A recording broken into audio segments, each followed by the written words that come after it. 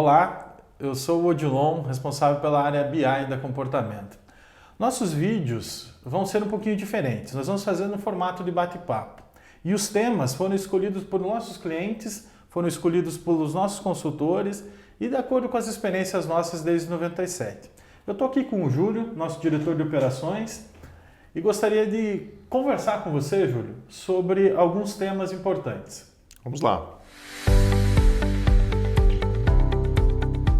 Júlio, hoje tem um tema que tem me chamado bastante atenção. Nós sabemos, pela procura do mercado em geral, principalmente nos últimos 3 anos, do diagnóstico de cultura de segurança, né? Para ver o jeitão que a empresa faz as coisas e as ações, as práticas de segurança. Mas ultimamente nós temos notado uma intenção da companhia a conhecer mais o perfil do líder em relação à segurança. Conta para nós, qual é a diferença que existe entre conhecer a cultura e conhecer o perfil do líder e quais as contribuições deste perfil do líder? Essa tua pergunta é perfeita. Vamos lá. Quando eu falo em cultura, logicamente eu estou falando de líderes. Quem forma a cultura de uma organização é a liderança. A diferença básica é que quando eu olho cultura de segurança de uma empresa, nós que trabalhamos dentro dos 5 níveis de maturidade do Hearts and Minds, conseguimos entender o modelo mental da organização, ou seja, a somatória de todos os líderes. Mas as médias podem nos enganar em alguns momentos. E eu preciso entender a diversidade de modelos mentais das nossas lideranças. Então, agrega muito para o processo quando eu começo a entender isso de forma disseminada dentro da organização, como se fosse uma curva, como se fosse um Pareto, para a gente entender isso melhor. Tá? Eu tenho organizações que, vamos pegar um exemplo bem prático, uma organização em nível calculador. Seguramente a grande massa de líderes, ou grande parte dos líderes, é direcionado por esse modelo mental. Mas eu tenho pontos, ou seja, eu tenho extremos onde alguns líderes podem já estar mais avançados. E aí eu começo naturalmente a ver alguns conflitos desses líderes falando assim, a gente pode fazer mais, eu posso fazer mais pela organização, mas muitas vezes aquele modelo não permite que ele consiga ir além. Por outro lado, eu posso ter líderes que estão em um outro extremo, por exemplo, cultura reativa, com um modelo mental mais reativo.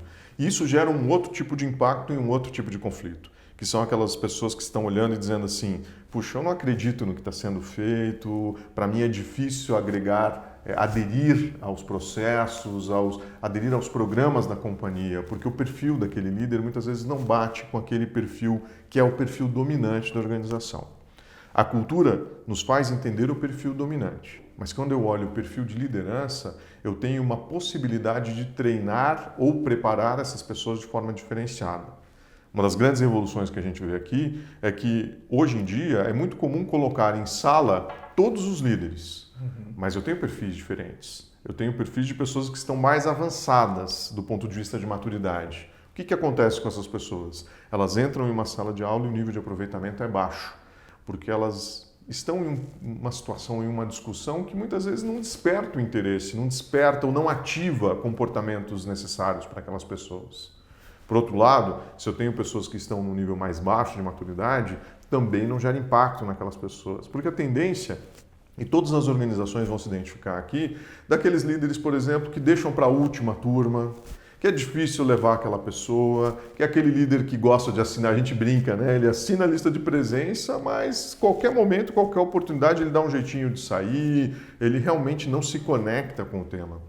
Nesse exemplo prático de treinamento que eu acabei de dar para vocês aqui, a gente já tem uma importância, a gente já pode perceber de maneira essencial o entendimento do perfil do líder.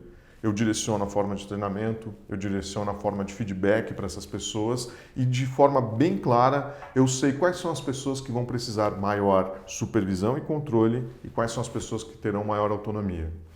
Eu estive numa discussão recente num cliente onde a tendência e o desejo da organização era que todos os líderes agissem de forma autônoma. Temos que dar autonomia para os líderes, eles têm maturidade para isso.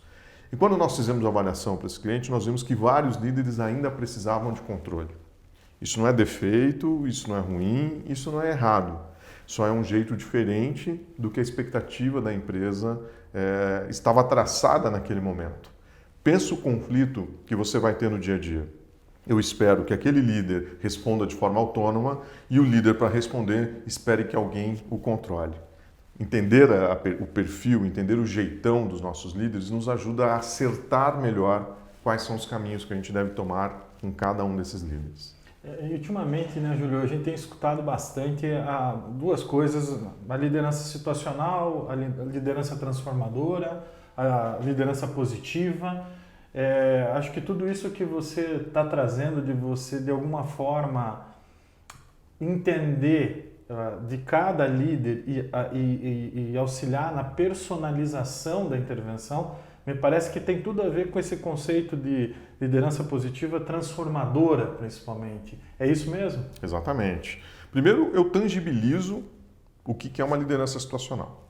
Né? Isso para a gente tem que ficar muito claro. Muitas vezes, quando a gente discute os temas de liderança, o tema de liderança ele corre um risco de uma subjetividade muito grande. Né? Então eu digo para você assim, você deve ser um líder situacional.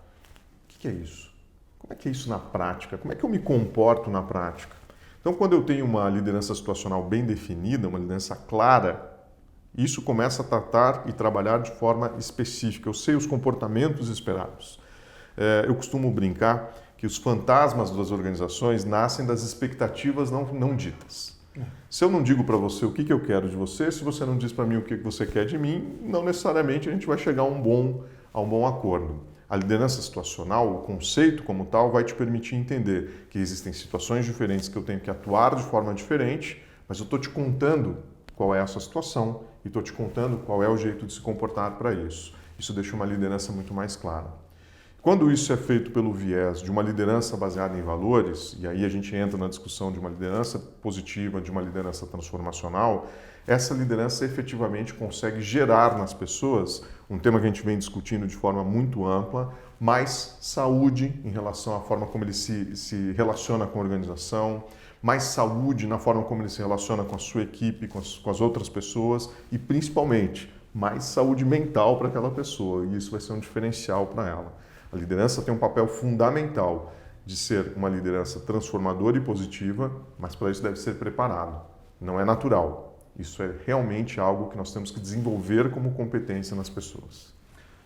Fica claro, né? Um grande desafio é entender essas diferenças entre que o conjunto, né, nem sempre consegue, nos dá a chance de entender as minúcias e forma de cada líder lidar com alguma situação. Eu imagino que quanto mais elevada seja a cultura, mais importante seja você identificar esses perfis de líderes para fazer uma intervenção. E eu acredito que seja muito importante na cada companhia entender esses líderes que hoje têm um alinhamento dos seus valores pessoais mais próximos com o da empresa e aqueles que têm um alinhamento um pouco mais distante, um caminho um pouco mais distante a percorrer. Assim, acho que todas as companhias conseguem ser mais certeiras nas suas estratégias de evolução cultural, inclusive. Então fica aí um grande aprendizado para nós que tanto o diagnóstico de cultura apoiado com um bom entendimento de como nossos líderes atuam ajuda a nossa transformação cultural.